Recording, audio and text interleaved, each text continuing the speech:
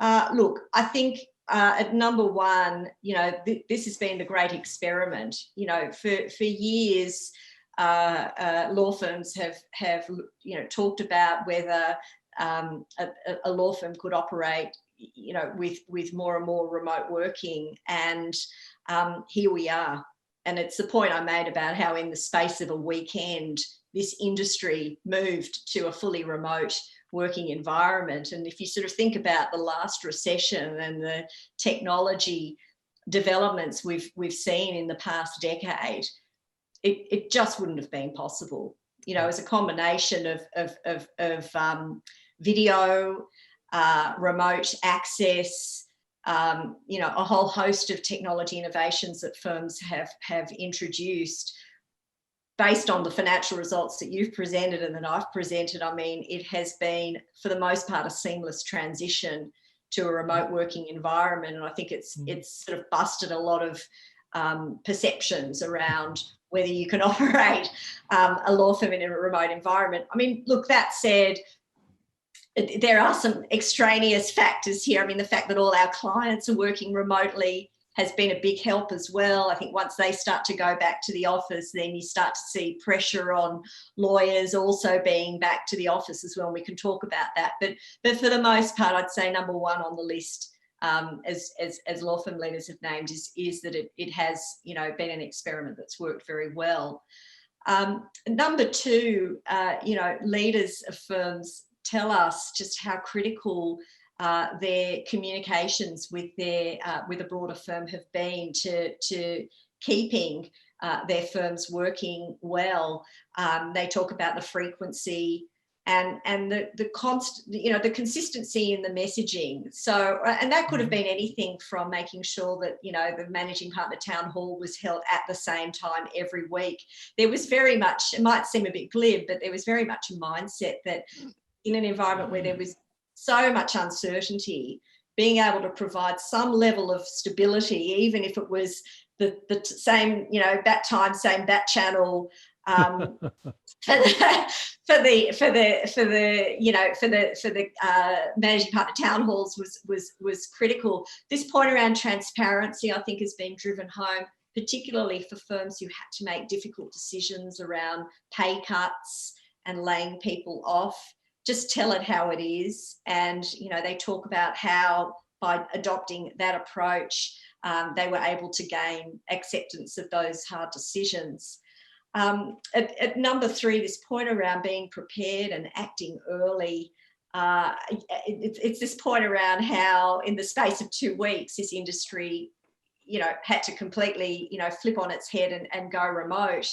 And I think the second part of that, I referenced as the whole point around the cash flow decisions. What were the decisions that firms could take to hold on to as much cash as possible, both in terms of collections and access to credit, as well as controlling expenses going out the door. Number four is an interesting one because, again, given the level of uncertainty and volatility in the market, very difficult at the outset to sort of maintain a growth mindset. But look, there are, as I mentioned in the results, many firms who have performed better than expected, and they talk about the need to maintain that growth mindset, even if it was difficult early on to get clients to talk about pipeline, sort of staying on track to see, well, where would the growth opportunities be has been key. This fifth point around productivity has been an interesting one. In a remote working environment, it hasn't been lost on firm leadership that it sort of almost crystallizes where there are differences in performance, that top performers sort of just get on with it and adapt and, rose to the occasion. On the other hand, it did put a spotlight on underperformers as well. And perhaps that becomes an interesting question in the longer term if firms do have to look at their headcount. Again, this point around at number 6, a strong firm culture and a sense of community. one of the key challenges in going to a remote environment so readily was the need to make sure that you could fabricate a cohesive firm culture where everyone was now all of a sudden suddenly scattered all over the place. And, very early on, firms would tell us about, there were really sort of two sides to this. One was ensuring that practice groups and offices and, could continue to operate the business side. But the other piece of this was around mental health and the well-being of people who very often were isolated. Probably the most common example presented to us would be young associates who might be living on their own and be completely isolated.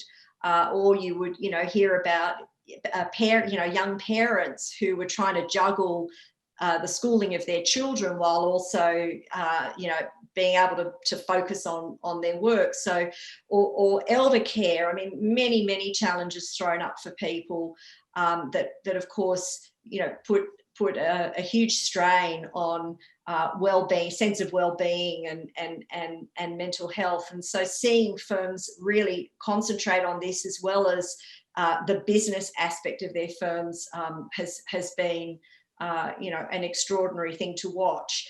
And in particular, you can see I've put the two greatest characteristics that firm leaders would say have underpinned their success, one being resilience and the other being adaptability. If you take me to the next page, thank you, Jim. Staying close to clients, I think, is sort of marries with the concept of maintaining a growth mindset. There are sort of differing views on what happens during a crisis in terms of client relationships. The wording I chose to put here on this page is just one aspect of that. So the viewpoint that in a crisis, very hard to bring on new clients. As we mentioned, nobody's traveling. We're living in this virtual world at the moment. I think a huge part of the success of us talking remotely by Zoom is that we have established relationships. I mean, it's no big deal for you and I to be doing this, Jim, because we've sat side by side for many years. It's very comfortable. But if you think about the challenges of trying to create a strong personal relationship with someone who you've never met before, you can see that in this environment it would be tricky to bring on new clients. That said, business development experts will tell you that this is actually the perfect environment where the incumbent firm might not have been paying as much attention as they should have to a client. It actually probably creates, an even bigger opportunity for other firms to come in and pitch to them. So, differing views on that. But look, what I've heard resoundingly is that we might not have been able to travel, but we can get our clients on the phone and on Zoom far more easily than we've been able to do in the past because they're not traveling. They're sitting in their studies in their basements at the moment. So I think that's sort of been an interesting dynamic. At number 8, and I think this speaks to the earlier slide I showed about, performance of practice areas, there's no question that I think firms have recognised that the more balanced their practice mix, the more helpful it's been in their performance this year. That sort of seems like an obvious one to put on a page, but look, we're operating in an industry where for the past several years we've seen practice mix move further away from litigation and more toward a dependence on corporate and transactional work. And, in some instances, you're seeing something like a 75%, 25% a balance at the moment. Of course, firms who are at 75% dependence on corporate and M&A would have had a much different experience this year than firms who have, more of a balance. This point around focus on top talent, we are going to see a wider differentiation in results in this year's final results. So while I don't think as an industry we're going to quite see what we saw in 2019, we are going to see a number of firms do extremely well. And, we've been in a very active lateral market for many years now. I have heard that lateral activity has, at the top end, continued throughout this pandemic. It is starting to pick up more broadly again. And, I think there's a real concern on the part of firms that there will be increased poaching in the coming year. And, on top of that, if we do continue on a more permanent basis with some measure of remote working, that does open up the ability to hire people from anywhere. So I think that will be an interesting trend to watch. And then finally, at number 10, I mean, really, there's quite a lot here in this listing of efficiency and innovation opportunities, Jim, and I think it sort of speaks to the research you were showing as well. There've been a lot of silver linings coming out of this. So I talked about more rigorous billing and collections before.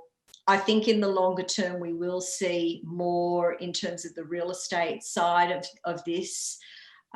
Certainly, this has shone a light on operational efficiencies and where are there other opportunities to reduce costs going into next year.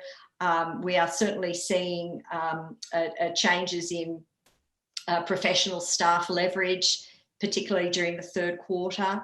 I think in particular, we're going to see more review of secretarial support. I know of a number of firms who've offered a voluntary redundancy packages, buying out secretarial staff. I think we're going to see a lot more of that.